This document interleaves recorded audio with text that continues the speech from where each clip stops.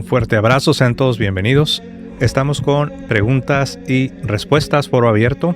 Y, bienvenido, Eduardo. ¿Qué tal? ¿Cómo estás? ¿Cómo te va? Muy bien, José. ¿Cómo estás tú?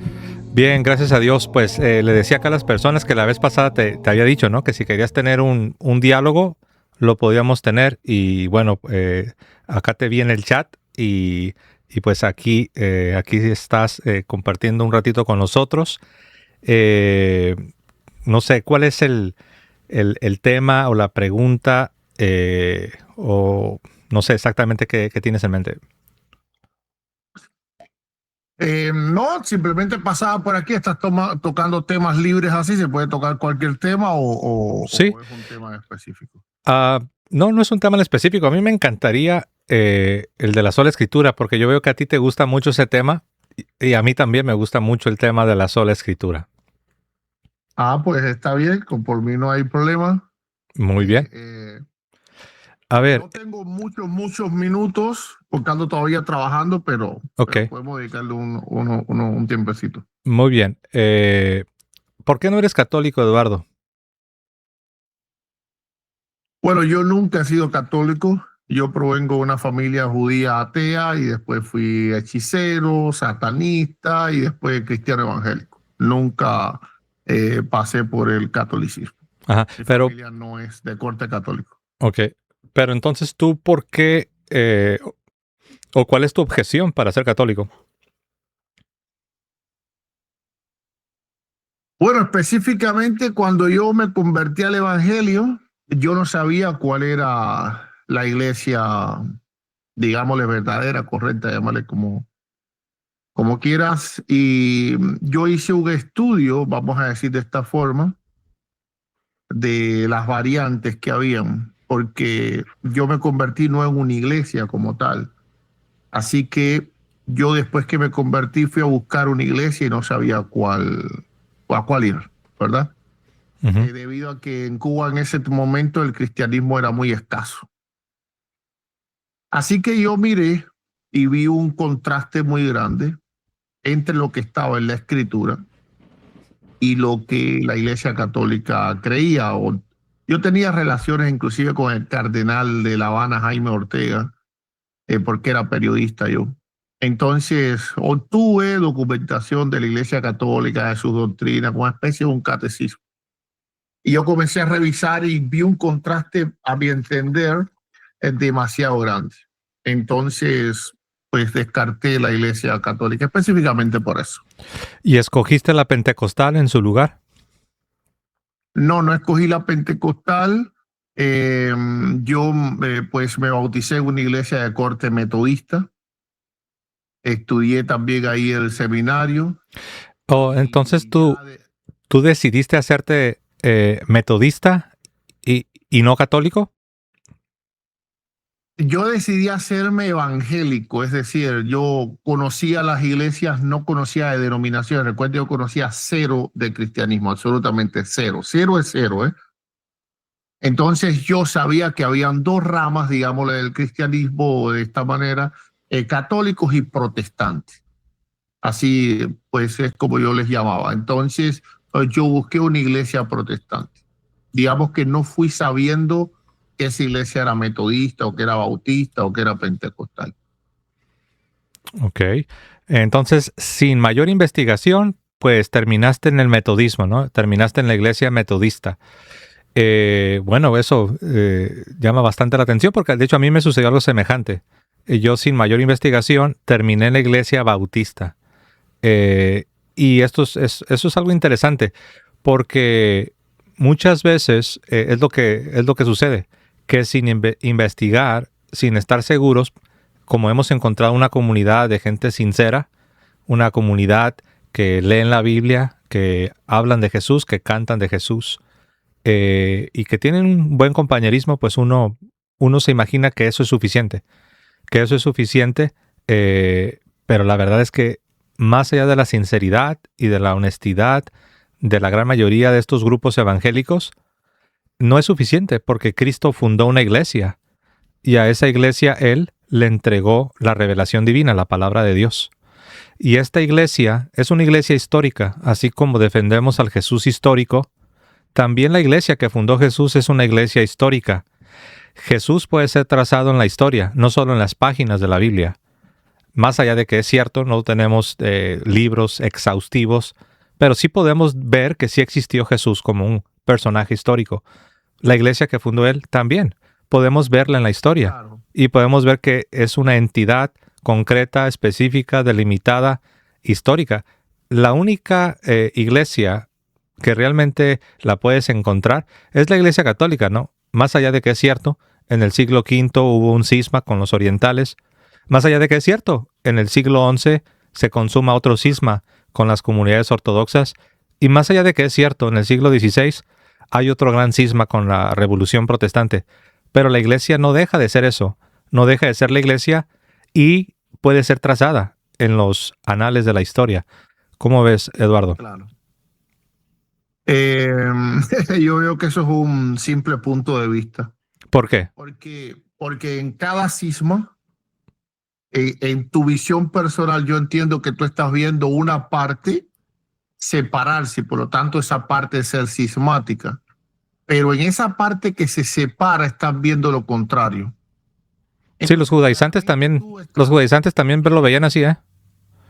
Entonces, claramente tú eres cismático para los ortodoxos. Pero no cuenta su palabra. Es tan solo para ellos no cuenta la tuya. No, yo sé, pero yo te mencionaba a los judaizantes del Nuevo Testamento, porque ¿tú qué te imaginas? ¿Que los judaizantes quedaron contentos o los judaizantes realmente pensaban que ellos tenían la razón? Claro, determino el punto y vamos para los judaizantes. Entonces, en cada cisma hay separación de dos mitades. Ahora, puede ser una mitad más grande, puede ser una mitad más pequeña. Por ejemplo, en el siglo I hubo una separación. Y en este caso, la mitad más pequeña fue la que tenía la verdad. En este caso, los cristianos. La gran parte fueron los judíos. Y en este caso, el cisma más pequeño fue el que tuvo la verdad. Ahora, tú asumes, y yo te respeto, que eso no fue lo que ocurrió en el siglo V, eso no fue lo que ocurrió en el siglo XI o en el siglo XVI. Y en el siglo I. En el siglo I también, ¿eh? Pero es tan solo un punto de vista. Respeto. No. Pero ¿No consideras que el cisma del siglo I tiene claramente una parte dogmática y tiene una parte herética? Cuando me hablas del cisma del primer siglo, ¿me estás refiriendo a la separación del cristianismo del judaísmo? Estoy hablando concretamente de la herejía judaizante. La herejía judaizante. Bueno, la herejía judaizante en realidad no ocurrió ningún cisma, eso estuvo mezclado en el siglo I hasta que los cristianos dejaron de ser judíos. Lo vemos en el Nuevo Testamento. Pero sí hay un cisma. Muchas discusiones. Sí hay un cisma porque comunidades fueron arrastradas por la enseñanza judaizante. O sea, fue tan serio y tan grave que el mismo apóstol Pablo tuvo que pedir que se hiciera un concilio. Sí. Sí, pero vemos que eso permaneció. El concilio, es decir, no es que fueron separados. Trataron de solucionar el asunto y no pudieron. Vemos a Jacobo luego en Gálatas 2:11 que continuó. ¿Cómo que no pudieron? ¿Te refieres después del concilio? Perdón que te interrumpa. Después del concilio, ¿me estás diciendo que la iglesia no pudo en el concilio resolver la controversia? No, porque la iglesia en el concilio no anatemizó, lo que hizo fue dar una disposición pastoral para los gentiles. Es decir, a los gentiles no se les moleste, pero no prohibió a los judíos. No hay ningún. Claro que sí prohibió. En el concilio primero. Claro que sí prohibió. De hecho, se dice que la carta con las conclusiones del concilio debía ser enviada para toda la cristiandad del mundo antiguo. Y que, por cierto, déjame cerrar. Se dice que los judaizantes, que supuestamente se presentaban como quienes venían supuestamente con la autoridad de Santiago, que ellos no los habían enviado, dice, a quienes nosotros no hemos ordenado. Entonces, claramente se está condenando a estos hombres que supuestamente enseñaban de parte de Santiago, pero no tenían la autoridad de Santiago. Por eso Santiago era importante que se pronunciara ahí en ese concilio. Pero claro que se resolvió. Y esas conclusiones de ese primer concilio eran para ser recibidas por todos los cristianos. No era solamente algo regional de Judea, era para todos los cristianos de todo el mundo evangelizado de aquel entonces. Ok. Y te das cuenta, todo lo que estás diciendo, tú vas a la escritura y vas a ver que es en torno a los gentiles. Ok, entonces, en torno a los gentiles sí hubo una decisión pastoral allí, pero no en torno a todos los cristianos. Pero no solo pastoral, también tenía que ver con la doctrina. Pero déjame poner un puntico, mira. Porque recuerda que ellos decían que si no circuncidáis conforme al rito de Moisés, no podéis ser salvos. No solamente era una disciplina pastoral, tenía que ver con la misma esencia del evangelio. Tú dices que eso no implica anatema. Yo propongo que sí, porque San Pablo dice que si alguien nos predica un evangelio diferente del que os hemos anunciado, sea anatema. Yo no sé por qué dices que no. Okay. Uh-huh. Te voy a leer lo que dice la escritura. No hubo ningún anatema ahí porque la disposición fue sobre los gentiles, que no se perturbase a los gentiles que se convierten a Dios. Sí, pero entonces tú no crees junto con el apóstol Pablo que predicar como predicaban los judaizantes es un evangelio diferente que en la realidad no es evangelio. Te voy a leer la escritura. No, yo estoy seguro que está incorrecto, pero no hubo un cisma ni hubo anatema. Sí, yo sé, pero si es un evangelio diferente y San Pablo declara, sea anatema si alguien nos anuncia un evangelio diferente. No cabe duda, pero para Pedro no andaba conforme a la verdad del evangelio verdadero, pero Pablo no estaba anatemizando a Pedro. Mira. No, pero yo no estaba hablando de eso. Yo estaba hablando del concilio. Ok, déjame leerte lo que dice la escritura, un texto de la Biblia. Vamos a Hechos capítulo 21 y vamos a ir al verso 21. Hechos 21. Aquí es donde Pablo llega a Jerusalén, muchos años después del concilio. Aquí es cuando lo apresan ya. Dice, pero se les ha informado en cuanto a ti, que enseñas a todos los judíos que están entre los gentiles a apostatar de Moisés, diciéndoles que no circunciden a sus hijos ni observen las costumbres. ¿Qué hay pues? La multitud se reunirá de cierto porque oirán que has venido. Multitud de cristianos, claramente, no de judíos. Haz pues esto que te decimos, hay entre nosotros son los cristianos, 4 hombres que tienen obligación de cumplir votos o costumbres judías. Tómalos contigo, purifícate con ellos, costumbres judías, y paga sus gastos para que se rasuren la cabeza y todos comprenderán que no hay nada de lo que se informó acerca de ti, así que sea cierto, sino que tú también andas ordenadamente guardando la ley. Entonces, vemos aquí que Santiago es el que le dice estas palabras a Pablo, Hechos capítulo 21, a partir del 21. Entonces, si bien es cierto que había una disposición para los gentiles, no hay prueba de que los judíos cumplieron esta disposición. Así que no hubo anatema ahí. Muy bien. Fue una disposición doctrinal, pero solamente para los gentiles, como en la Iglesia Católica, que un rito se permite el matrimonio, otro rito no se permite el matrimonio. Sí es doctrina. No, estás comparando peras con manzanas. Te voy a decir por qué. No, te estoy poniendo tan solo un ejemplo. Sí, yo sé, pero no, yo no dudo que sea ejemplo, o sea, no dudo que sea comparación, una analogía, lo entiendo. Pero lo que yo propongo es que estás comparando mal. Te voy a decir por qué. El tema en cuestión es precisamente la idea de los judaizantes, quienes iban a las comunidades y decían, si no os circuncidáis conforme al rito de Moisés, no podéis ser salvos. Y esa es precisamente la esencia de lo que se está tratando en el Concilio de Jerusalén, Hechos capítulo 15, el cual tendría una resolución y en una carta se envía a todas las comunidades y todos debían recibir, y por otro lado se condena a los que predicaban de otra manera. Pablo lo va a expresar de esta manera, lo leo, eso es la escritura, Gálatas 5:2. Gálatas 5:2 en adelante. He aquí, yo Pablo os digo que si os circuncidáis, de nada os aprovechará Cristo. Y otra vez testifico a todo hombre que se circuncida. Sí, pero déjame nomás terminar, ¿no? Dice, y aquí dice, otra vez testifico a todo hombre que se circuncida, que está obligado a guardar toda la ley. De Cristo os desligasteis los que por la ley os justificáis, de la gracia habéis caído. Y si nosotros vemos cómo Pablo comienza esta exhortación en su capítulo 1 de la carta a los Gálatas, queda súper claro y lo leo para darte paso. Dice, mas si a nosotros o un ángel del cielo os anunciare un evangelio diferente del que os hemos anunciado, sea anatema. Entonces, claramente San Pablo pone esta cuestión como algo digno de condenación. Y esto es lo que va a ser ratificado ya no solamente para una región, sino para toda la iglesia, porque eso es exactamente lo que sucedió. Después del capítulo 15 del libro de los Hechos, la carta con la resolución del concilio se va a enviar para todas las comunidades del mundo antiguo evangelizado, y todos tenían la obligación moral de recibir esa resolución. Claro. En el capítulo 21, Santiago explica qué pasó en el concilio. Te lo voy a leer. Ok, ya le vimos a partir del 21 que Santiago le dice que él debe de probar que está guardando la ley. Pablo era judío. Ahora dice el 25, pero aquí está el contraste en cuanto a los gentiles que han creído. Nosotros le hemos escrito, lo que tú dices, determinando que no guarden nada de esto, solamente que se abstengan de los sacrificados a ídolos de sangre, de drogado y de fornicación.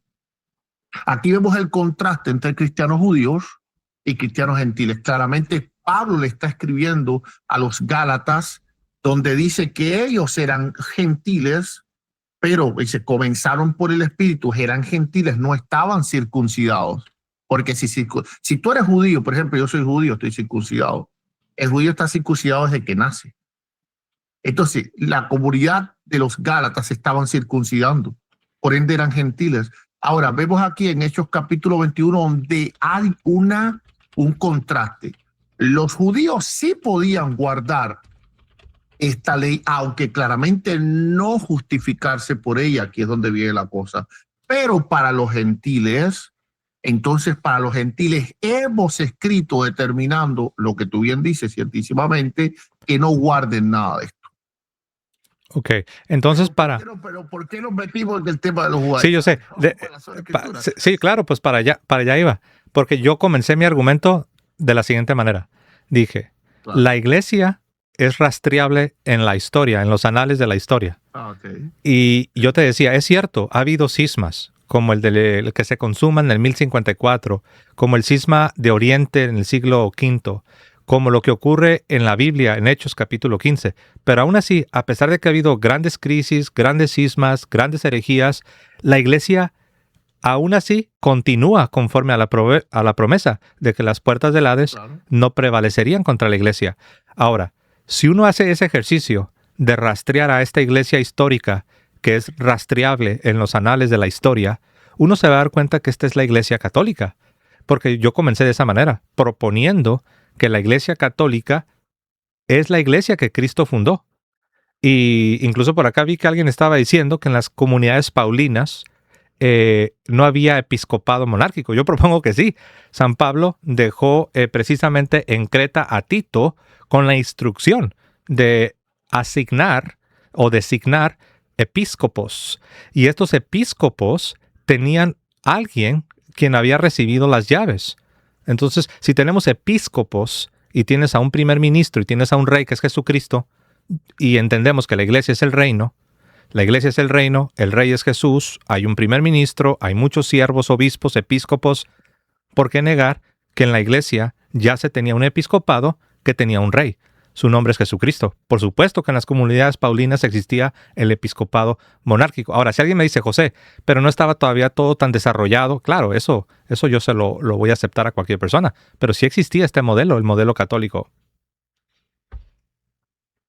Ok, sí, mira, claramente yo sé que tu parte es desde una exégesis católica, es una hermenéutica católica, donde las puertas del Hades no prevalecerán contra la iglesia, es que la iglesia no va a ser corrompida, pero eso tiene muchas otras interpretaciones. Si te das cuenta, Jesús usa muchas veces las analogías. La palabra puerta, ¿qué significa? Entrar o salir. Ahora, ¿por qué las puertas del Hades no prevalecerían contra la iglesia? Bueno, claramente hay una promesa de resurrección. Los cristianos iban a ser muertos, pero el Hades no los encerraría. ¿Por qué razón? Porque nosotros vamos a resucitar. Entiendo que tú haces una hermenéutica católica, Pero aunque es hermenéutica católica, yo simplemente no trate pues de ponerla en juicio, aún así, todos los que se han alguna vez distanciado de Roma han creído lo mismo, por eso se han distanciado. El asunto es que todos creemos que la iglesia, las puertas del Hades no prevalecen a pesar de Roma, a pesar de los pentecostales, de los bautistas, de los metodistas, de los ortodoxos, cualquier cosa que nosotros hagamos, las puertas del Hades no prevalecerán. Lo que pasa es que cada uno defiende al grupo donde se queda y eso es completamente Sí, eso yo estoy de acuerdo. Es intuitivo, instintivo, querer defender la posición que representamos o el grupo al cual nos hemos adherido. Pero la pregunta es más fina, la pregunta es más profunda. La pregunta es, ¿el grupo al que me adhiero, la posición a la que represento, las doctrinas que defiendo, las convicciones que con tanta persuasión quiero transmitir, todo esto realmente es lo que Cristo estableció? ¿Realmente mis doctrinas realmente es lo que creían los apóstoles y los discípulos de los apóstoles y en los primeros concilios y en el primer milenio y lo que creían los cristianos durante ya casi 2000 años? Esa es la gran pregunta. Y por eso yo comencé como comencé, proponiendo que la Iglesia Católica, la fe católica, es precisamente lo que enseñó Cristo a los apóstoles y lo que enseñaron los apóstoles a sus discípulos. Pero yo vi, o más bien escuché, que lo que tú intentaste hacer es que la otra parte, en este caso la parte pues de los que se separan o los que nosotros declaramos como cismáticos, ellos también decían que la razón la tenían ellos. Pero si usamos esa manera de argumentar, entonces nadie tiene la verdad. Nadie tiene la verdad. Significa que no podemos estar 100% seguros de que tenemos la verdad, porque todo sería relativo. Eduardo Gutiérrez, él cree que está 100% en la verdad. José Plasencia cree lo mismo. ¿Ves? No se puede. Déjalos que vamos a vivir, a coexistir, cada quien teniendo una verdad diferente. Ese es el relativismo, ¿no? No, no lo es. Es simplemente nosotros entender que los pensamientos de Dios son mucho más amplios que los nuestros. Mira, cuando el cristianismo se separa del judaísmo primero, claramente todos los argumentos históricos estaban a favor del judaísmo. A favor en cuanto a la propia palabra. El sacerdocio estaba escrito que era perpetuo. Ahí estaba escrito, está perpetuo. Pero de pronto viene el Señor Jesús, vienen, agarra a 12 pescadores y de pronto dice, esto hasta aquí cambió.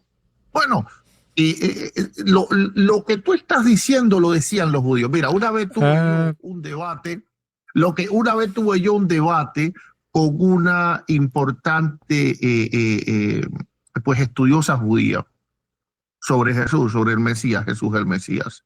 Y ella me dijo algo impactante. Me dijo, mira, ustedes solamente tienen 2000 años. Nosotros tenemos 4000 años enviando al Eterno. ¿Cómo vienen a enseñarnos a nosotros? Y yo me acordé de ustedes, los católicos. Yo me sonreí porque dije, este es el mismo argumento que me daría un católico. Es el mismo argumento que un judío te va a dar a ti. Ahora, nosotros no nos basamos en la antigüedad. No nos basamos en la antigüedad, Eduardo. No. Sí. Voy a terminar. Sí, se basan. Tú mismo pusiste el argumento histórico. No. Tú trazas. Es que no. Te voy a regresar el micrófono, Eduardo. Te regreso el micrófono. Nomás para hacer distinción. No es lo mismo reconocer que la iglesia tiene 2000 años a basar todo lo que tú crees en la antigüedad. Nosotros como católicos reconocemos que la iglesia tiene 2000 años.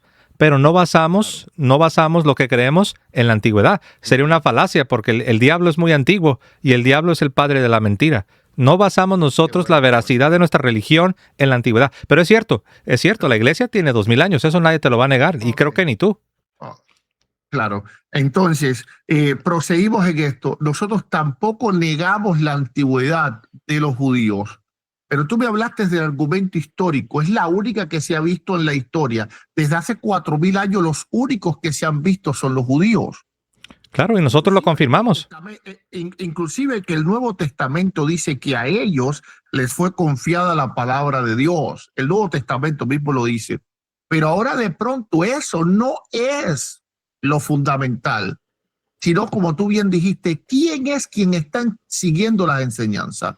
Jesús, en Juan 8:31 creo, dice que los que guarden su palabra serás verdaderamente mi discípulo. Entonces tú llegaste a la sola escritura sin saberlo. ¿Qué define? No es la historia, déjame terminar el punto, no es la historia, tú dijiste que no es argumento para sustentarse. No, dije la antigüedad, dije. La historia es importante. La antigüedad es la historia. Okay, no es lo mismo, La historia es parte de la antigüedad. Ok, claro, ambos son parte uno del otro. Entonces, la historicidad, la antigüedad no es un sustento suficiente. Tú mismo llegaste al punto que tendríamos que entonces responder la pregunta, ¿quiénes son los que están guardando lo que creía, lo que enseñó Cristo y lo que creyeron los apóstoles? Muy bien. ¿Dónde podemos verificar eso? En las Escrituras. Respondo. Muy bien. Primero respondo al argumento que tú trajiste cuando dices que en el Antiguo Testamento se dice que el sacerdocio, entre otras cosas, serían perpetuos. Y dices tú, ¿y ves? No fue perpetuo porque después vino Jesús y hace unos cambios. Sí, tú debes entender el lenguaje de perpetuidad en términos pactuales. Por ejemplo, se dice que la circuncisión es algo perpetuo y sabemos que la circuncisión ya no es algo que esté vigente. Sabemos también que el Shabbat, el Sabbat como día de reposo, también se habla en términos de perpetuidad y sabemos que no es algo que esté vigente. El sacerdocio, como tú bien mencionaste, se habla del sacerdocio en términos de perpetuidad, pero sabemos todo el lenguaje de perpetuidad que incluye el Shabbat, que incluye la circuncisión, que incluye el sacerdocio, se debe entender en términos del pacto, en términos pactuales. Son perpetuos, son estatutos perpetuos, siempre y en tanto el pacto esté vigente. Resulta, Eduardo, que vivimos en la nueva alianza. Así de que el argumento que intentaste usar para decir que no porque se diga que algo es perpetuo será perpetuo, no le aplica a la iglesia, porque la iglesia precisamente está fundamentada en la realidad de que hay una nueva alianza entre Dios y los hombres. Así es que este argumento ya no lo pudieras usar. Hay que entender qué significa. No, es que yo sé que uno puede reírse, pero reírse no argumenta ni no aporta nada para fortalecer tu postura. Pero mira, perpetuidad debe entenderse, repito, en términos del pacto. Circuncisión se dice que es algo perpetuo. Sacerdocio, algo perpetuo. El Shabbat, algo perpetuo. Pero esto es en tanto esté vigente el pacto. Sabemos que hay un nuevo pacto, hay una nueva alianza. Así es que ese argumento no lo pudieras usar contra la iglesia, porque precisamente como hay una nueva alianza, Dios ha dado también su palabra en perpetuidad a esta iglesia. Y la única manera en que la iglesia o lo que Dios ha establecido en la iglesia ya no tuviese una vigencia, una validez, es que Dios venga y establezca una nueva alianza. Yo te preguntaría, ¿cómo es que lo que Dios había prometido en el Antiguo Testamento ya no tiene vigencia? Respuesta, porque hay una nueva alianza. La única manera que las promesas que Dios le hizo a la iglesia ya no estarían vigentes es porque Dios supuestamente tendría que venir y establecer una tercera alianza o otra alianza distinta, cosa la cual no va a suceder. Lo de la antigüedad, pues ya te lo expliqué un poco. El catolicismo no basa sus doctrinas o la legitimidad de lo que profesa simplemente en la antigüedad. Sin embargo, nadie puede negar que Cristo vino hace 2000 años. No vino hace 100 años, no vino hace 200 años, no vino hace 300 años, no vino ni siquiera hace 500 años con Martín Lutero. Entonces, es por eso que es importante el punto de la historia. Ese es el punto, ¿no? Entonces, hasta ahora yo no he escuchado un argumento para tratar de establecer que lo que tú profesas sea la verdad. Ok, voy a responder. No, si has escuchado muchos, pero lo único que tratas de esgrimirlos. Mira, ¿cuál es tu argumentación ahora? Tu argumentación ahora es que los cambios son justificables porque hubo un nuevo pacto. Por eso es que los judíos del primer siglo y los cristianos del primer siglo no sabían esto. Cuando Jesús comenzó a enseñar... Algunos sí, ¿eh? ¿Verdad? No. Cuando Jesús comenzó a enseñar, de hecho todavía los apóstoles le preguntaban a él en Hechos 1. Pero Juan el Bautista lo sabía. Pero déjame... No, es que yo te dije algunos sí y tú me dijiste que no. Pero no, déjame, dame un tiempo. Pero algunos sí o no, o nadie sabía. No, nadie sabía. ¿Ni Juan el Bautista? Cuando vengas me pruebas que... Es que no estamos en un debate formal, podemos dialogar, ¿no? No, pero si no me dejas dar el punto, ¿cómo vamos a dialogar? Ok, te dejo. Ok, las preguntas me interrumpen y claramente no creo que sea... Es que luego se me olvida, es que dices cosas que no se sostienen. Apúntala, yo todo lo sostengo. Es que no estoy en un debate formal, por eso no lo apunto. Ya, ok, entonces grábalo en tu mente, yo lo grabo en mi mente. Yo te puedo responder. A ver, respóndeme. Juan el Bautista mismo dijo, ¿eres tú el que había de venir o habíamos de esperar a otro? Sí, pero no significa que él no sabía. Yo puedo responder que él no estaba seguro. Pero ¿Simeón? ¿Ana? No. ¿Tampoco sabía Simeón y Ana? Ok. Yo no entiendo eso. Poner punto. Déjame. Es que intentaste responder, pero no se sostiene. No. Ok, déjame continuar. Son nervios, te dejo. Mira, no, simplemente me quieres interrumpir. Está bien, no hay problema por eso. Yo vuelvo al hilo entonces. Claramente los cristianos al principio no sabían. Después tú probarás que yo estoy equivocado. Yo te probaré de Juan el Bautista, ya te probé que no sabía y también te probé sí sabía. Simeón y Ana. No sabía. He aquí el Cordero de Dios que quita el pecado del mundo. Ya, exactamente. Pero luego entonces vinieron dudas a su vida. Claro, eso sí, pero no se sigue que no sabía. Una cosa es que tú creas y confíes en algo. Puedes tener una duda, pero no significa que ya no crees. ¿Tú nunca has dudado? Ok, pero cuando tú estés hablando yo te puedo hacer preguntas. Sí. Ok, entonces está bien. Bien. Entonces, voy a proceder.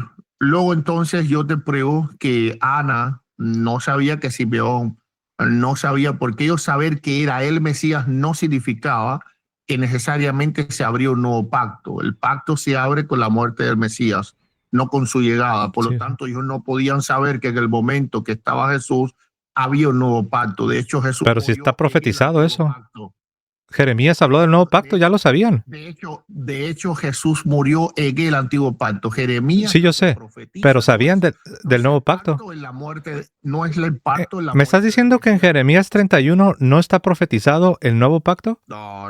No me vas a dejar hablar. Yo no he dicho eso. Lo que dije que en Jeremías dijiste que no sabían. 31 no habla de que eso comienza con la muerte del Mesías. Yo nunca afirmé lo contrario, pero tú dijiste que los judíos no sabían que iba a venir un nuevo pacto. Y te dije, algunos judíos sí sabían. No, yo nunca he dicho que no sabían que iba a venir un nuevo pacto, que había venido un nuevo pacto. Y yo sigo sosteniendo que muchos sabían que ya había venido el nuevo pacto. En tu tiempo pruébalo, pero que el mío no lo intenta. No, es que no estamos debatiendo. ¿Cuál es tiempo? Si estamos en un diálogo. No me va a dejar hablar, no me deja hablar. No, es que te quieres comportar como que si tienes 10 minutos para hablar y te estoy robando tu tiempo. 10 minutos es que necesitas dejarme articular. O no tú me hiciste una pregunta, me dijiste, José, cuando tú estés hablando yo puedo pararte para preguntarte, yo te dije que sí. Sí, pero tienes que darme tiempo para articular. Luego que yo termine de articular, 1 minuto, 30 segundos. Ok, te dejo que articules. Entonces, hazme una pregunta. Te dejo articular. Te voy a dejar que articules. Ya, perfecto. Muy bien. Tu argumento es que los cambios se terminan si son justificados por el pacto. Bien, yo te puedo poner pruebas de que en un pacto hubo cambios. Por ejemplo, en Jeremías capítulo 36, si más no recuerdo, no, 18, perdón. Ezequiel 18, ya se me falla la memoria. La escritura dice: he aquí no se dirá más lo que se dice en Israel. Los padres comieron uva, los hijos comieron uva, y los dientes de los padres comieron uva, los dientes de los hijos tienen la dientera.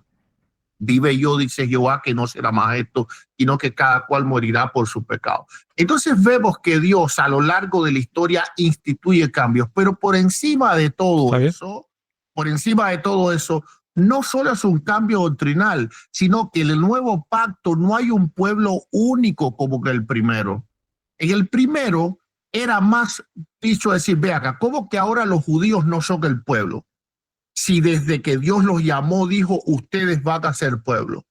Claro. Pero ahora entonces vienen los apóstoles y cambian la cosa y los gentiles entran al pueblo. Entonces, pero fue así. Claro, Dios lo Los hizo. judíos no lo entendieron. Dios lo hizo. Ustedes son como... La mayoría no, pero muchos sí. Muchos sí lo entendieron y lo creyeron. No entienden que se apartaron y Dios simplemente buscó hombres y mujeres que le obedeciesen. No, lo que Dios hizo es establecer un nuevo pacto, una nueva alianza. Y eso es lo que tenemos en la iglesia. Pero yo no entiendo cómo todo esto estaría probando que la posición a la que te adhieres, ¿eres pentecostal o cuál es tu denominación? Soy evangélico, la comunidad es pentecostal. Ok, entonces tú eres pastor de una comunidad pentecostal. Sí. Ok, entonces eres pentecostal. Ok, ¿cómo todo lo que acabas de decir probaría que la posición católica es falsa y que la posición tuya es la verdadera? No. Yo lo que estoy tratando es de probar que tu argumento de que las puertas del Hades no prevalecerán contra la iglesia no prueba que la iglesia católica es. La iglesia católica es una denominación más que también proclama ser la verdad, como lo hacen los testigos de Jehová, los adventistas, los evangélicos y otras, los ortodoxos y todos los demás. Ok, entonces, ¿Por qué? Porque oye, pero ya me tocaba hablar, ¿no? Hablé poquitín y me quitaste el micrófono. Ok. No, está bien. Ok, muy bien.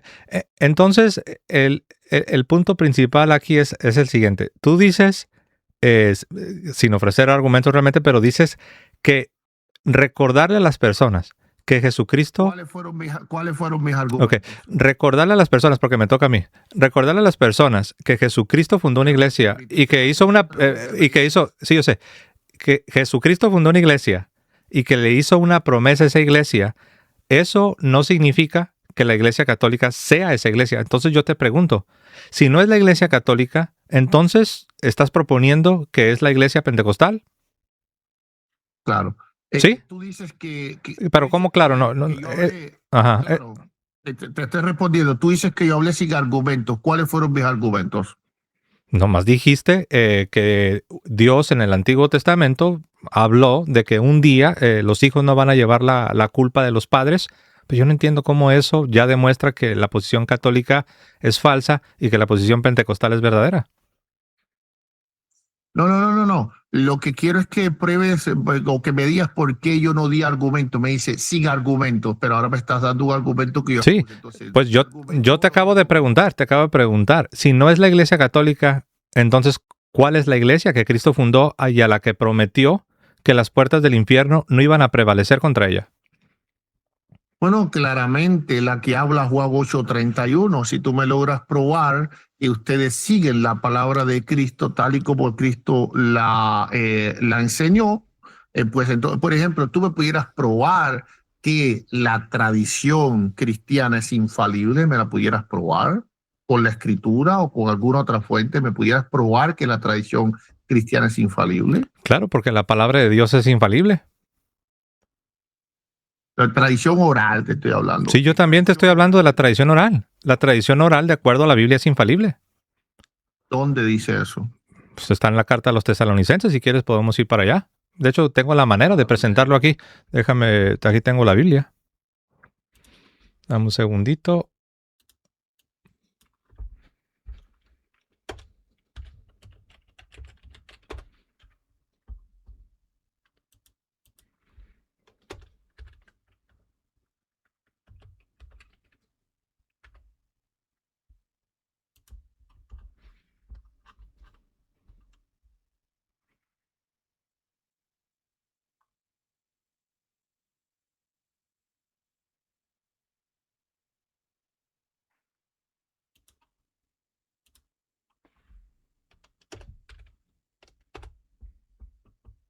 Muy bien, voy a compartir la pantalla.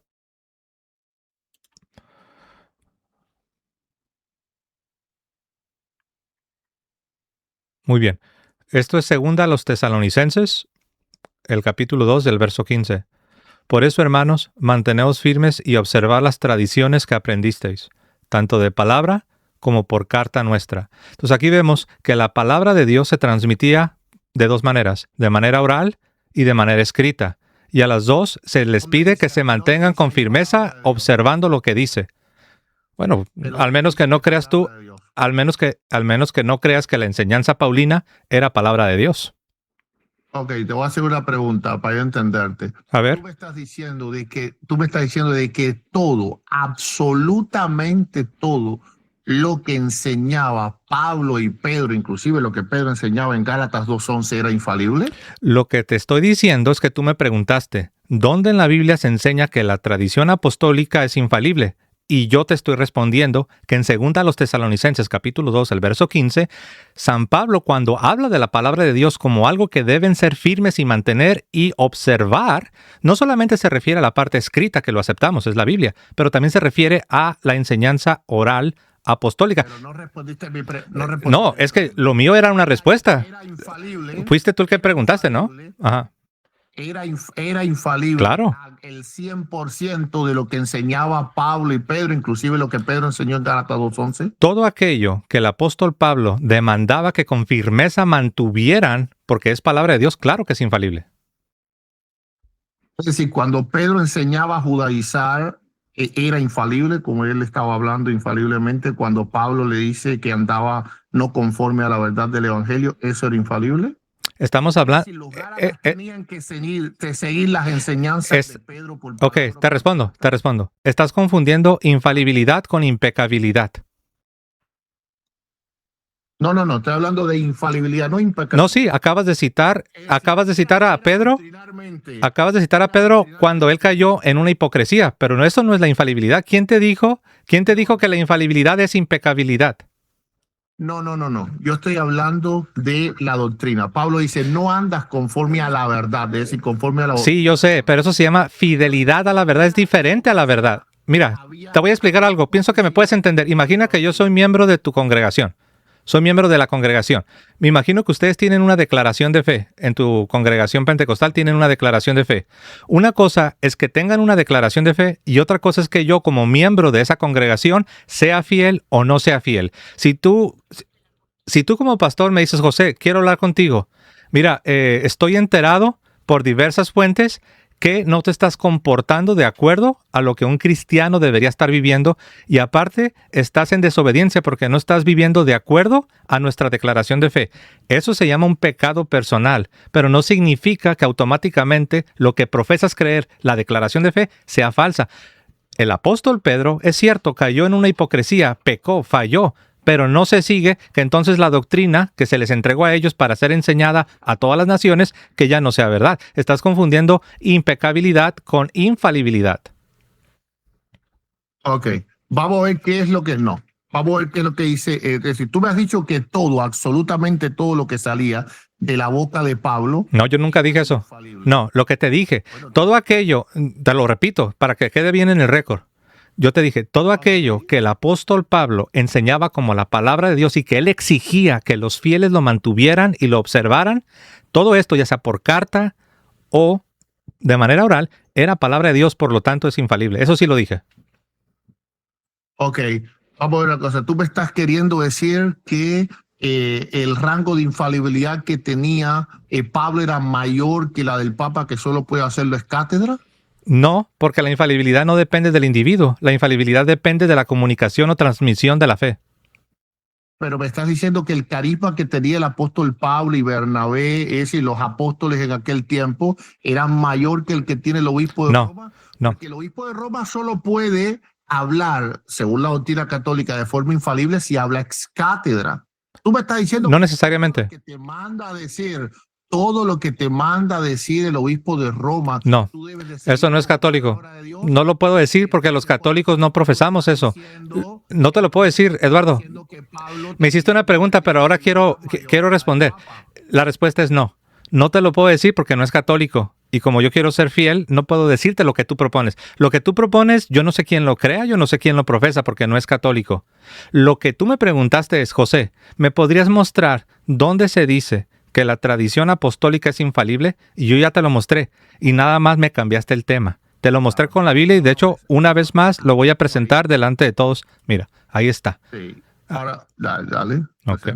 Ahí ya lo presenté. Segunda a los Tesalonicenses 2:15, Eduardo preguntó, José, ¿dónde se dice que la tradición de los apóstoles es algo infalible? Y ahí está. Segunda a los Tesalonicenses 2:15, ya sea de palabra o de carta, se nos ordena que nos mantengamos firmes y que observemos todo lo que ellos enseñaron, ya sea de carta o de palabra.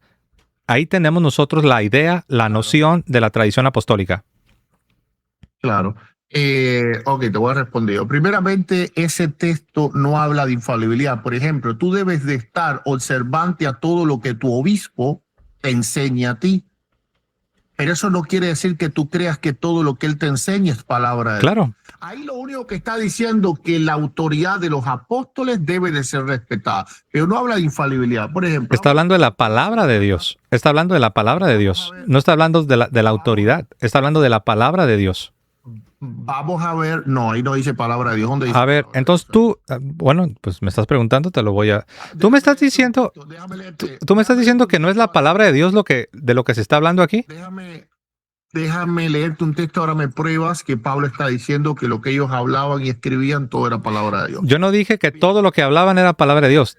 Lo que te estoy diciendo es que la enseñanza apostólica, ya sea comunicada por carta o de palabra, debía ser obedecida. Debían mantenerla firme y observarla tal y como lo dice la Biblia. Vamos a ver si esto es cierto. Yo te voy a leer Al menos que quieras negar la Biblia. Dos versos tan solo, no, vamos a ver que tú que le estás leyendo en un solo libro. Mira, dice Gálatas 2:14. Pero cuando vi que no andaban rectamente conforme a la verdad del evangelio, dije a Pedro delante de todos: escucha ahora para que veas que no solo es hipocresía, que también lo hacía. Si tú, siendo judío, vives como los gentiles y no como judío, ¿por qué obligas a los gentiles a judaizar? Los obligaba bajo autoridad. Esa autoridad apostólica debía de ser seguida como infalible y como palabra de Dios. Según Pablo, no. Ahora te voy a leer el otro texto. En Gálatas 1:8 vamos a ver si Pablo entiende que todo lo que venía de ellos tenía que ser creído como palabra de Dios. Dice Gálatas 1:8, más si aún nosotros, es decir, uno de los apóstoles, o un ángel del cielo os anunciare otro evangelio diferente con el que hemos anunciado, es decir, tiene que haber un contraste, tiene que discernirse, sea anatema. Por lo tanto, Pablo está diciendo que es posible que uno de los que tú dices que siempre cuando predicaban doctrina, porque Pablo está hablando de evangelio, está hablando de doctrina, era posible que fuese anatema. Pero ahora te estás contradiciendo, porque ese pasaje que leíste fue el que yo usé para demostrarte que lo que se condenó en el Concilio de Jerusalén era parte esencial del evangelio, y tú dijiste que no, y ahora estás diciendo que sí. ¿Cuál de las dos es? Sí, déjame cerrar. Pero, sí, yo sé, pero estamos dialogando, Eduardo. Voy a cerrar la idea tan solo. A ver. El punto que te quiero poner es el siguiente. Pablo entendía y enseñaba que aunque viniera un apóstol a ellos, no debía de ser tenido a priori como palabra de Dios. Es que nosotros no profesamos eso. Tiene que ser tenido a priori. ¿Cómo que no? No, absolutamente no. Ese pasaje que tú leíste, Eduardo, el pasaje que tú leíste fue el pasaje que yo al principio de nuestro diálogo utilicé para mostrarte que lo que el Concilio de Jerusalén en Hechos capítulo 15 hizo era condenar un error que iba en contra del corazón mismo del evangelio. Tú me dijiste que no, que era algo pastoral, algo que no era de la doctrina. Yo te dije, claro que es de la doctrina. Y yo te cité Gálatas capítulo 5 y Gálatas capítulo 1. Ahora como que has cambiado la posición y ahora estás diciendo, sí, yo sé, pero déjame nomás terminar, ¿no? Es que tú hablaste, ahora me toca a mí hablar. Tú me preguntaste, ¿dónde en la Biblia se dice que la tradición de los apóstoles es infalible? Yo te lo acabo de mostrar. Fíjate lo que hiciste. Tú me dijiste que yo proponía como católico que absolutamente todo lo que salía de la boca de Pablo, todo era palabra de Dios. Yo nunca te dije eso. Y luego después quisiste usar otro argumento. Quisiste usar el argumento de que Pedro pecó y que por lo tanto, como el apóstol Pedro pecó de hipocresía, que eso significa que entonces ya la doctrina enseñada por los mismos apóstoles ya no sería entonces sostenible. Entonces, si algo probara... Pero entonces, ¿qué es lo que quieres probar? A ver, con el pecado de Pedro, ¿qué probarías? Ok, vamos a ver. No. Es una pregunta porque yo aún no he terminado. Es una pregunta... Con el pecado de Pedro, ¿qué es lo que intentas probar? Ok. Si tú miras este libro que está aquí, esto no tiene que ser discernido. Todo lo que está aquí es palabra. Sí, yo sé, pero no te pregunté eso. Con el pecado de Pedro de hipocresía, ¿qué es lo que quieres probar? Ahora voy. Cuando tú miras a los apóstoles, no solo en el pecado de hipocresía, sino en el pecado de enseñar, es decir, adoctrinar a los gentiles, a judaizar. Entonces, claramente la postura de los apóstoles y su enseñanza no era palabra de Dios a priori. Tenía que ser escudriñada. A ver, acabas de decir que porque... Gálatas 1:8 no, eso es diferente, porque ahí nos está hablando de los apóstoles. Okay. No, sí. Se está hablando de falsos maestros que vienen anunciando algo diferente. ¿Diferente a qué? Aquí quiero terminar, necesito terminar, por favor. El apóstol Pablo está condenando a maestros falsos que venían enseñando algo diferente. ¿Diferente a qué? Diferente a lo que ya estaba enseñado por los apóstoles. Tú por ahí dijiste algo bien interesante. Tú dijiste, si viene alguien anunciando otro evangelio, un evangelio diferente, y luego tú dijiste, en contraste, tiene que haber un contraste. Claro que tiene que haber un contraste, pero la pregunta del $1,000,000 es la siguiente, Eduardo. ¿Contraste con qué? Respuesta con la enseñanza apostólica. Si alguien viene después enseñándote algo diferente a lo ya enseñado de manera oral y por carta por los apóstoles, sea anatema. Entonces, yo te pregunté, con la hipocresía del apóstol Pedro, cuando se dejó arrastrar por esta tensión que él tenía, ¿no? Que si que debías comer con los gentiles, que si no debías comer, comía cuando no estaban los judaizantes, se iban los judaizantes y ya volvía a comer con ellos y Pablo lo reprendió cara a cara, le dijo, esto es una hipocresía, ya no andas conforme a la verdad. No significa ya eres hereje, significa tu comportamiento en este respecto no está en armonía. Tú deberías estar conviviendo con ellos porque sabes que no hay ningún problema con ellos. Y en ese sentido ya no andaba conforme a la verdad, pero no es que ya el apóstol Pedro era un hereje. Yo te pregunté, ¿qué es lo que tú intentas probar con el pecado de Pedro? Porque a mí me da la impresión, me corrige si me equivoco, me da la impresión que tú estás dando a entender que la enseñanza de Pedro y por extensión de los demás apóstoles no es confiable porque Pedro pecó, lo cual estaría probando que hay posibilidad de que lo que están enseñando sea erróneo. Y entonces estás destruyendo el cristianismo, entonces. Te respondo, para nada, para nada. ¿Realmente sí? Te respondo. Yo no, para nada. Yo creo que sí. He dicho que no es... Claro, pero crees erróneamente. Yo jamás no lo creo. Que no es confiable decir... No me dejas hablar. Yo jamás he dicho, te acuerdas, cuando tú me dijiste, ahora déjame hablar a mí, yo te dije yo. Sí, adelante. No, hombre. Ok, yo jamás he dicho que no es confiable. Por ejemplo, yo confío en lo que me predican mis pastores. Tú confías en lo que predica tu... Pero no lo compares, ¿eh? No se compara a lo que predicaban los apóstoles. No me deja. El argumento es interrumpir. No, Eduardo, es que no me respondes. ¿Qué intentaste probar cuando dijiste que el apóstol Pedro cayó en un pecado de hipocresía? Ok, yo nunca he intentado probar nada con ¿Nada? pecado de hipocresía. Yo no te hablé del pecado de hipocresía. Sí lo hiciste. Yo te hablé, no, eso fue tú el que lo hiciste. ¿No citaste el pasaje donde cayó en hipocresía el apóstol Pedro? Ok. Tú lo que haces es una reducción de lo que está ocurriendo. No, realmente no estoy de acuerdo contigo. Ahí hubo hipocresía, sí, pero también hubo doctrina, porque Pablo dice que obligaba a los gentiles a judaizar. Sí, pero no estaba enseñando herejías. Tú dijiste que el concilio anatemiza a cualquiera que haga... Claro, porque eso sí es una herejía. No, estás confundiendo.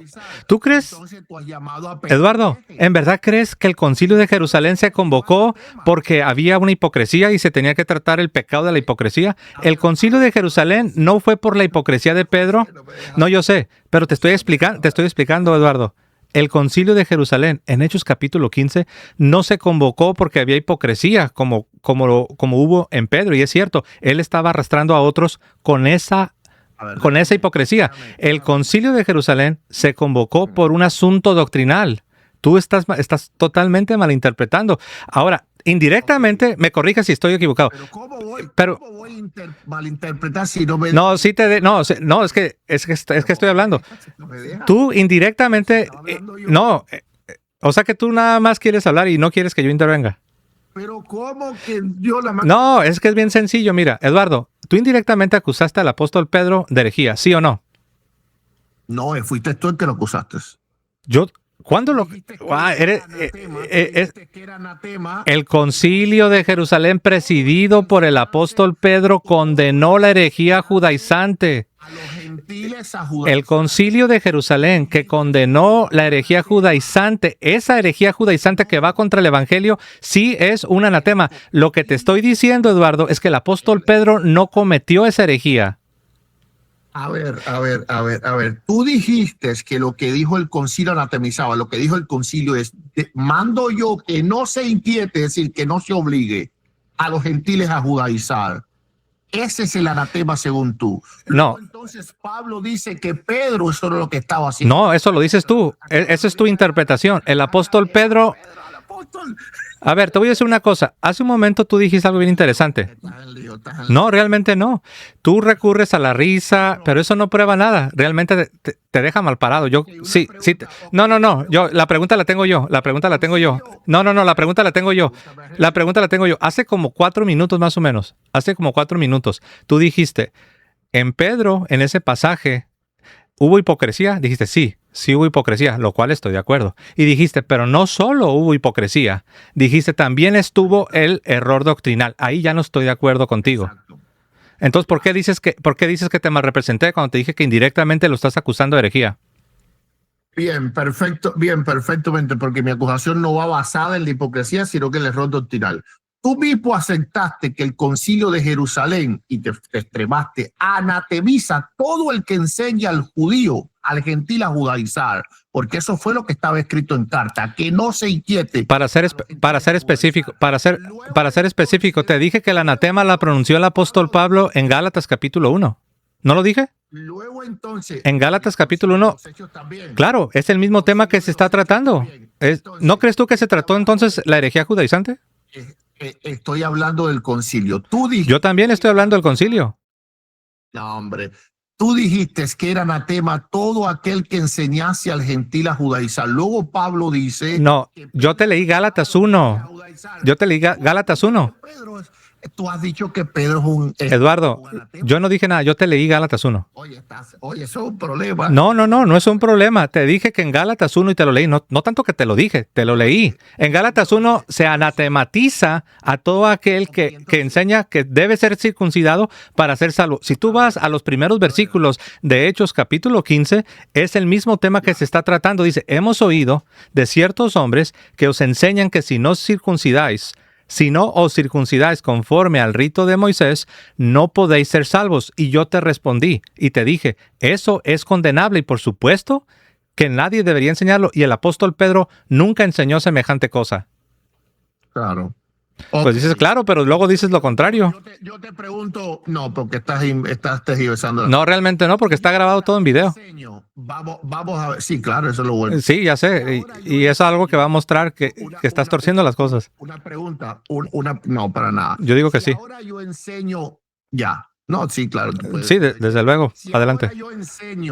Si ahora yo enseño a unos gentiles a judaizar, ¿yo estoy cometiendo herejía, sí o no? Sí, eres un hereje. Sí, bien, perfecto. Eso es lo que Pablo dice que Pedro estaba haciendo. No, mira, es que estás confundiendo. ¿Por qué razón obligas a los gentiles a judaizar? Porque la Biblia lo dice, por su hipocresía estaba cayendo en el error. Cuando venían los de... Estaba obligando a los gentiles a judaizar. Eduardo, pero no estaba enseñando la herejía judaizante. ¿Estás confundiendo? Si tú obligas a alguien a judaizar, no lo estás enseñando. Ok, creo que te puedo ayudar. Creo que te puedo ayudar. ¿Tú te imaginas que judaizar es exclusivamente predicar que si no te circuncidas no puedes ser salvo? No. Yo te pregunté.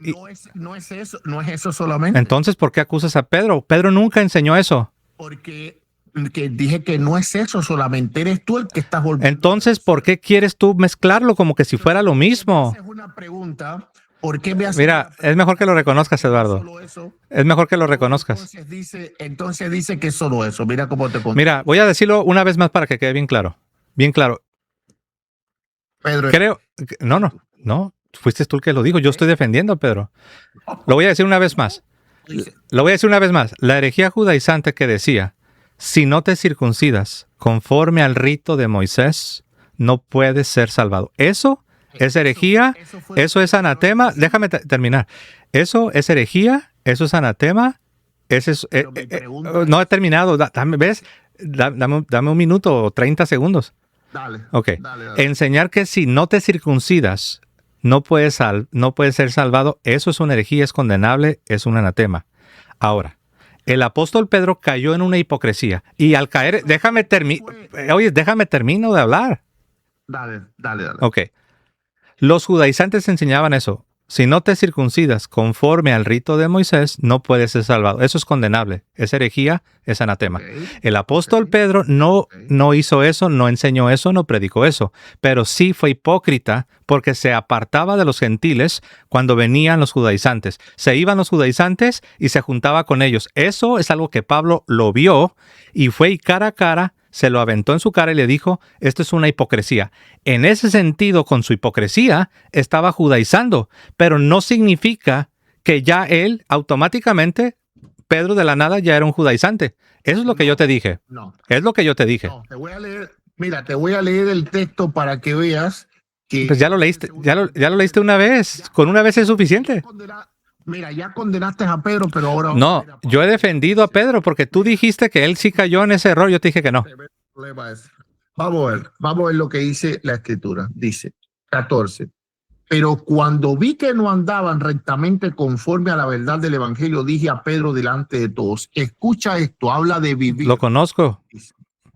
Dice, si tú siendo judío vives como los gentiles y no como judío, ¿por qué obligas a los gentiles a judaizar, según Pablo? Claro, no según yo. Claro, yo eso no lo niego. Judaizar. Claro. Ya. Entonces, ¿qué es lo que determina el concilio?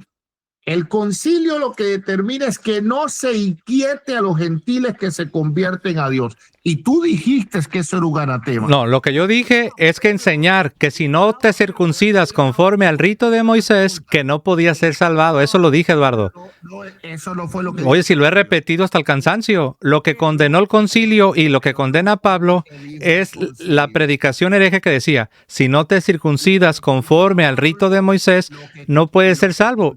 Y el apóstol Pedro nunca enseñó esa herejía.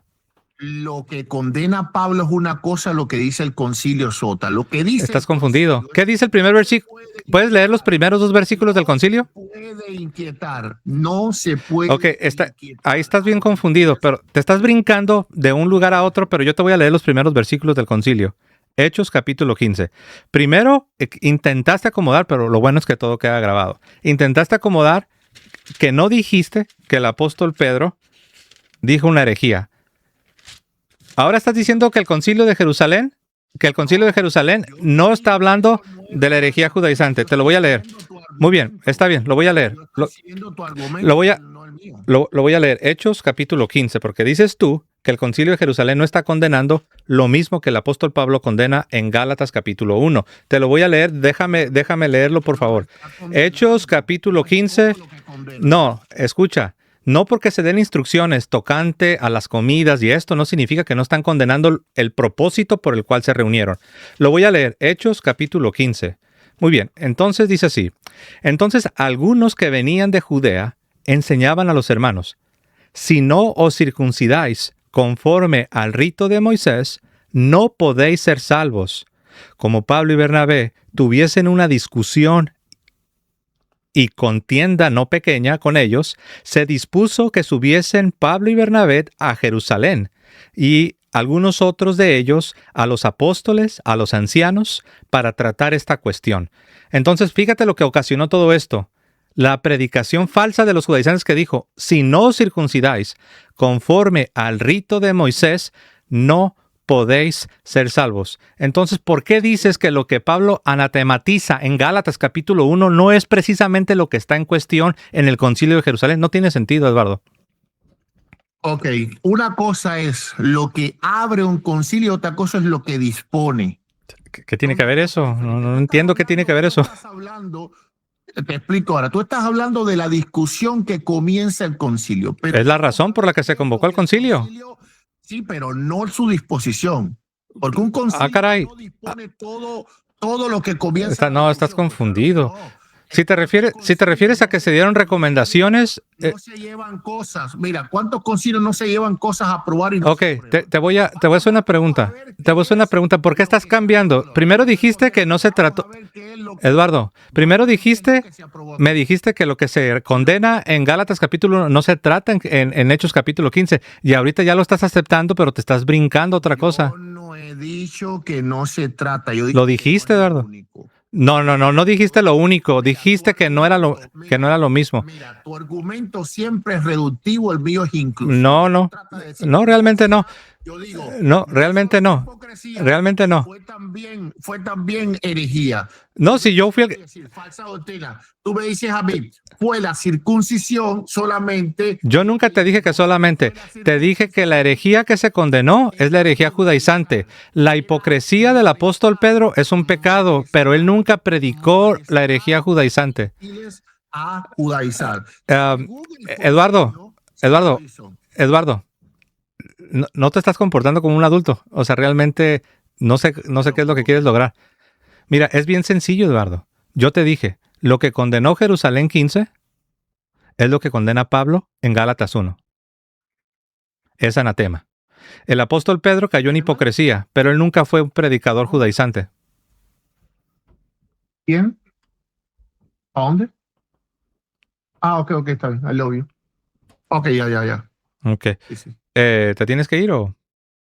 No, tranquilo. Ok, entonces yo dije, lo que Pablo anatematiza en Gálatas 1 es el mismo tema que convocó el Concilio de Jerusalén en Hechos capítulo 15, que es esa enseñanza falsa de que los cristianos, aparte de creer en Cristo, tenían que ser circuncidados y someterse a las exigencias de la ley mosaica. Es una herejía, es condenable, es anatema. Y yo te dije que Pedro nunca fue un proponente de esa herejía. Él cayó en hipocresía y en ese sentido Pablo se refiere a esa acción hipócrita que estaba arrastrando a otros hermanos como judaizar. Eso es todo. ¿Dónde el texto dice eso? ¿Dónde el texto? Tú lo leíste, que arrastró a muchos. No, el texto de Gálatas 2, ¿dónde dice que solamente se refería a la circuncisión? Pues está en toda la carta. Es el propósito de la carta. No.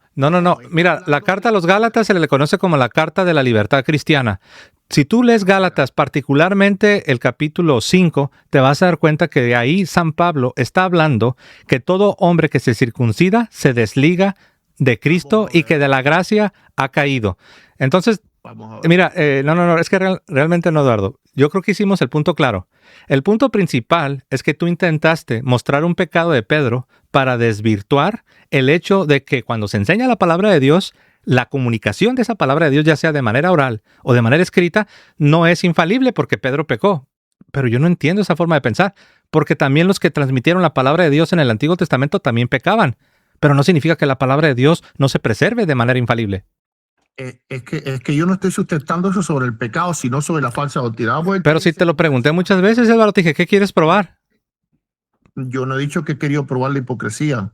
Ok, eso lo has puesto tú, dices, mira. Yo no dije hipocresía. El verso 15 dice, nosotros, judíos, vamos a ver qué es lo que dice Pablo. Dice, pero cuando vi que no andaban rectamente conforme a la verdad del evangelio, dije a Pedro delante de todos, si tú siendo judío vives, no se circuncidas o no se circuncida. Claro, exacto. Lo cual prueba que él no era judaizante. Costumbre de vida no era un asunto de circuncisión. Claro, por eso yo te puse el ejemplo. Déjame leer la Biblia, José. Es que ya lo leíste una vez y la leíste completa. Ese pasaje lo leíste. No, te voy a leer los versos posteriores. Dice, okay. Si tú siendo judío vives, es decir, vives como los gentiles y no como judíos, ¿por qué obligas a los gentiles a judaizar? Vamos a ver si era solo una cuestión banal de hipocresía, dice. Okay. Nosotros, siendo judíos de nacimiento y no pecadores de entre los gentiles, sabiendo que el hombre no es justificado por las obras de la ley, sino por la fe en Jesucristo. Nosotros también hemos creído. Pablo le está reprendiendo de la justificación. Dice, nosotros también hemos creído en Jesucristo para ser justificados por la fe de Cristo y no por las obras de la ley. Es decir, Pedro estaba enseñando a justificar por las obras de la ley. Es falso.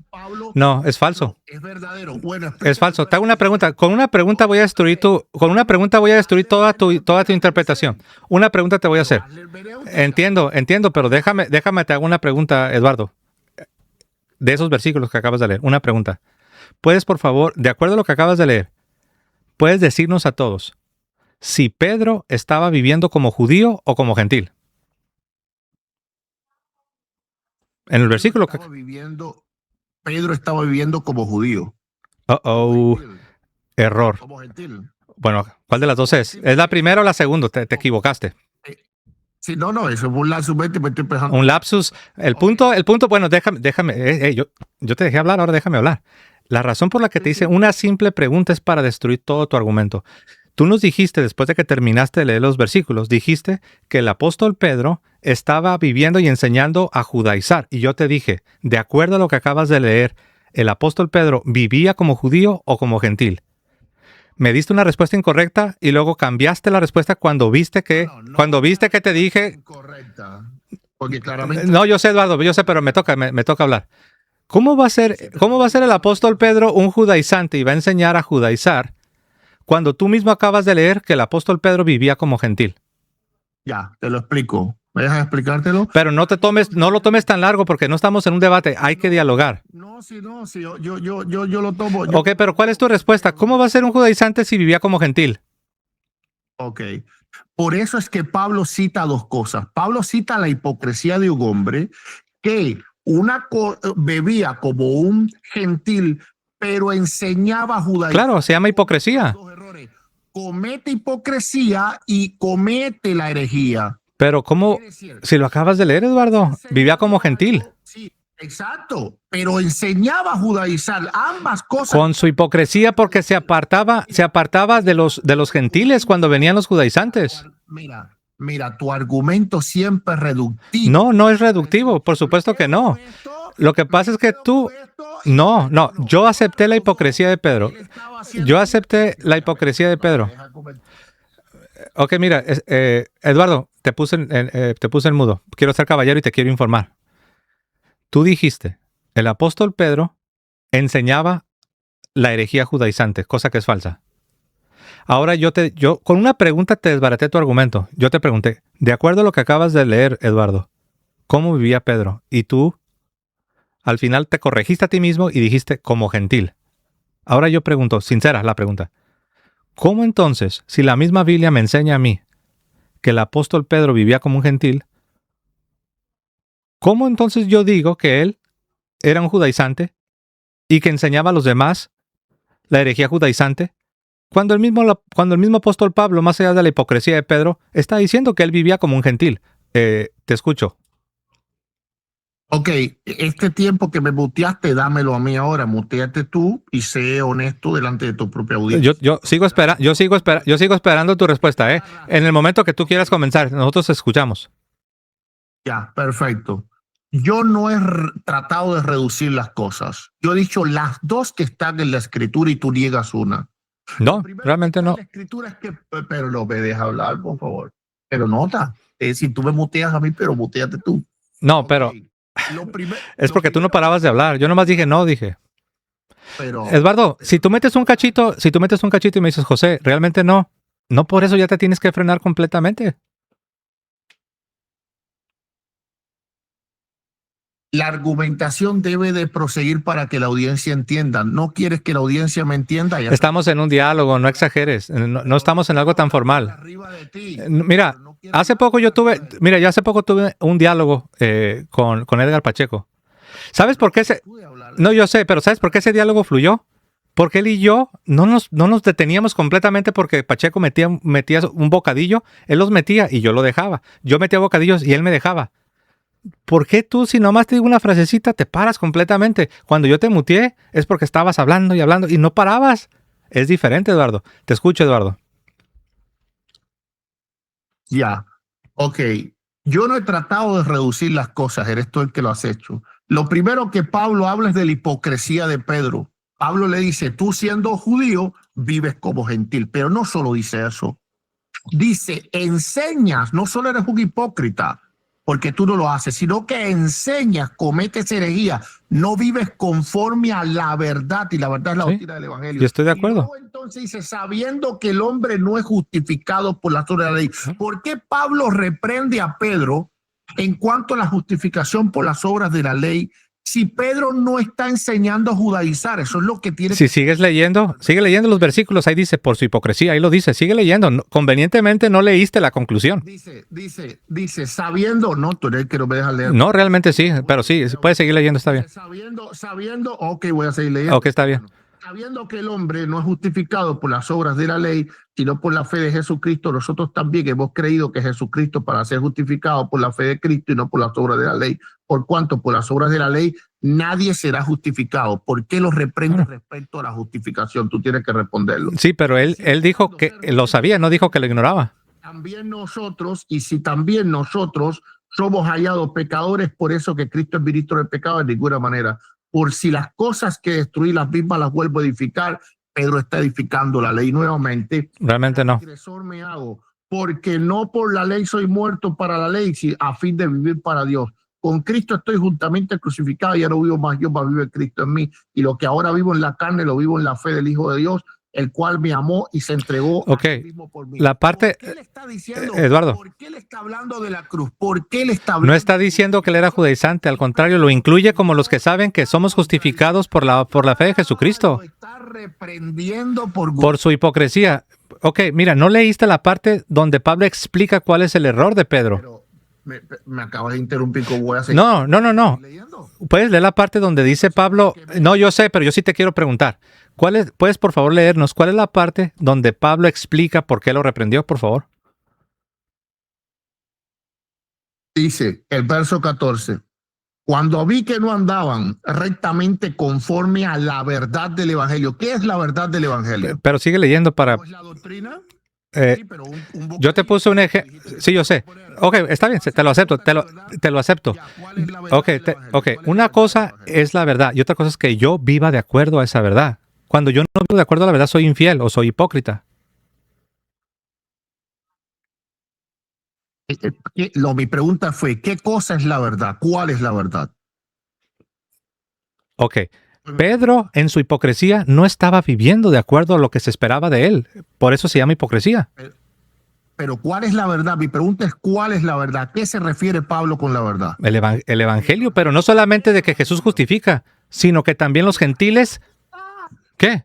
O sea, ¿tú crees que es bien raro, mira, porque hace un momento tú me decías que no solamente era la justificación, sino que también había otras cosas que tenían que ver con la comida, tenían que ver con las relaciones. Directamente con el evangelio, ¿verdad? Tiene que ver directamente. Es parte, pero no está, pero es parte de la creencia, pero no significa que Pedro era un judaizante. Pedro no vivía conforme al evangelio, lo que está diciendo Pablo. No estaba siendo, mira, déjate explico. No estaba siendo fiel a lo que se supone que debería ser fiel. Y ahí está el contexto, mira. Cuando no estaban los... Pues déjatelo... Ok, te lo respondo. Te lo respondo. Cuando no estaban los judaizantes, él comía con toda libertad con los cristianos gentiles. Cuando venían los judaizantes, él se retractaba y se apartaba de ellos. Ese acto es reprensible y ese acto es lo que Pablo quiere decir cuando dice no andas conforme a la verdad. Porque cuando no están esos que vienen de Santiago de Judea, cuando no están ellos, haces fiesta con los gentiles. Cuando vienen ellos, entonces te apartas de los gentiles. Eso significa no andar conforme a la verdad, pero no significa que el apóstol Pedro predicaba que es necesario ser circuncidado para ser salvado. ¿Por qué tú crees que Pedro se separaba de los gentiles? Por miedo. Ahí lo dice, es porque tenía miedo a ellos. ¿De qué le podían acusar? Te respondo, porque estaban en un periodo de transición y había todavía unas líneas muy delgadas donde los judíos entendían que no podían tener con los gentiles toda clase de contacto, no podían comer todos los alimentos, había restricciones, había límites, y en ese periodo de transición Pedro cayó por temor, cayó en una hipocresía. Pablo lo vio y con toda justicia lo reprendió. Okay. Cuando Pedro en el capítulo 10 le mandan a matar a comer, ¿por qué Pedro dice jamás, nunca cosa inmunda ha entrado en mi boca? En el capítulo 10 del libro de los Hechos, Pedro estaba respetando las leyes de comida inmunda y comida kosher, ¿sí o no? Sí. Entonces, eso es judaizar, eso es ir en contra de lo que hizo Cristo, ¿sí o no? No, mira, cuando la voz... Nada que entre Sí. en la boca contamina al hombre. Entonces, Ok. Pedro estaba nuevamente haciendo algo doctrinalmente incorrecto. No, ¿Cómo va a justificar eso ahora? recuerda que están en un periodo de transición donde Dios todavía les está revelando. ¿Ok? Pero te voy a responder. Porque creo que tu pregunta es buena. Es muy buena tu pregunta. Tu pregunta es muy buena. Ya. Tú decías, José, ¿por qué tuvo miedo acá cuando venían los de Judea? ¿Por qué tenía miedo y se retraía y se apartaba de los gentiles? Por la misma razón que sintió miedo cuando escuchó que le dijeron, mata y come, cuando vio los animales inmundos y se le dijo, mata y come. El apóstol Pedro también tuvo miedo y dijo, no, jamás, que Dios me libre, jamás haré esto porque nunca he comido nada inmundo. Entonces, ni el temor acá que sintió cuando se le dijo, mata y come, eso no significa que es un judaizante. Y acá cuando se apartaba y en ese apartarse caía en hipocresía y enseñaba a otros hermanos a seguir su mal ejemplo, no significa que ya es un judaizante. El apóstol Pedro no estaba enseñando que era necesario ser circuncidado para ser justificado. Y es en lo que estoy en desacuerdo contigo, Gutiérrez. Bueno, parece que le entró una llamada telefónica. No, pero te estoy escuchando. Ok. Ok, en Hechos capítulo 10, cuando tú dices que estaban en periodo de transición, entonces en ese periodo de transición lo que predicaban los apóstoles no era palabra de Dios porque Pedro podía predicar que no se podía comer alimentos inmundos, ¿verdad? No, es que no solo Pedro, todos los primeros cristianos por varios años todavía seguían guardando ciertos rituales de la ley. ¿Y eso era palabra de Dios, enseñar eso? Para un judío, bajo el antiguo pacto, la antigua alianza, sí, era algo que era era parte de lo establecido. Era palabra de Dios en el nuevo pacto enseñar que no se podía comer alimentos inmundos. Cuando Jesús dijo que nada que entra en la boca contamina al hombre. Sí, pero Jesús no está contradiciendo la Torá. No, Pedro, estoy hablando de Pedro. Ah, es que dijiste Jesús, tal vez te confundiste, dijiste Jesús. No, yo no me confundí. Tú mismo dijiste que cuando llegó el cambio de pacto. No, ahorita, hace 30 segundos dijiste Jesús. Sí, claro, porque Jesús fue el que lo cambió. Jesús dijo, Ok. nada que entra en la boca contamina al hombre. Luego Pedro ya sabía esto. Así que sabiendo esto, habiéndolo dicho Dios, porque Jesús es Dios, era palabra de Dios cuando Pedro enseñaba a no comer cosas inmundas. Te respondo. Estás confundiendo el entendimiento, porque los mismos evangelios nos dicen que los apóstoles no entendían muchas cosas que Jesús enseñaba. Esa es la verdad. Les tuvo que abrir su entendimiento, pero no entendían todo lo que Jesús enseñaba. Es decir, no dije todo. No, recuerda que tienen un periodo en el que son discípulos y están recibiendo la enseñanza. Una infalibilidad progresiva. No, se llama revelación progresiva. ¿O tú no crees en la revelación progresiva? Pero en un periodo de esa revelación progresiva ellos no eran infalibles. Cuando ellos enseñaban lo que es palabra de Dios, por supuesto que eso es algo infalible, pero no significa que no hubo un periodo de transición. Pero en ese periodo de transición ellos entendían, ¿verdad?, que estaban enseñando lo correcto, pero no lo estaban haciendo. Les tomó tiempo, no fue así como de la noche a la mañana. Durante el ministerio público de Jesucristo, durante los 3 años del ministerio público, ellos no entendían todo. De hecho, el Espíritu Santo, uno de los propósitos del Espíritu Santo, como nos dice Jesucristo en el Evangelio de Juan, es para 2 cosas. Para recordarles todo lo que Jesús les enseñó y también para guiarlos a toda verdad. Entonces, el periodo del que yo te hablo de transición es lo que Jesús enseña, que el Espíritu Santo los iba a guiar a toda la verdad. ¿Cuándo terminó el periodo de transición? Pues lo vemos claramente ilustrado en el libro de los Hechos. Yo creo que ahí estamos viendo cómo el Espíritu Santo va guiando a su iglesia. Pero ¿en qué época del libro de los Hechos, por ejemplo, en qué DC llega el año 50, 60, 70, ¿cuándo es que termina el periodo de transición? Bueno, realmente, si queremos ser muy estrictos, yo diría que el periodo de transición ocurre en algún momento del ministerio apostólico del apóstol Pedro, del apóstol Pablo, porque ahí todavía Dios seguía revelando cosas. ¿Y cómo podría ser confiable algo que ocurre en cualquier momento? Tú no sabes en el momento que ellos estaban predicando palabra de Dios o en el momento que lo dejaban de hacer o cuando comenzaron a hacerlo. Porque tú me hablas de un periodo de transición, pero claro. Que entonces las tradiciones que comenzaron a predicar ellos en los primeros años, como era un periodo de transición, no podía ser palabra de Dios porque estaba corrompida por las costumbres judías. Entonces, ¿cuándo es que tú comienzas a ver la tradición apostólica como infalible por entero, es decir, sin ninguna mancha de esas tradiciones judías que la perturbaban. Cuando te respondo, sí, yo te respondo. Cuando ellos en su ministerio apostólico predicaban las enseñanzas de Jesucristo, ya sea por carta o por palabra, eso es infalible porque es palabra de Dios. Sí, pero ellos todo lo que enseñaban entendían que era enseñanza de Jesucristo. Claro. ¿O tú crees que solamente se refiere a lo que Jesucristo venía personalmente y le decían? Es decir, cuando Pedro, son las dos cosas. Hechos capítulo 10, cuando Pedro estaba en Hechos capítulo 10, él creía que era de Dios lo que él estaba diciendo.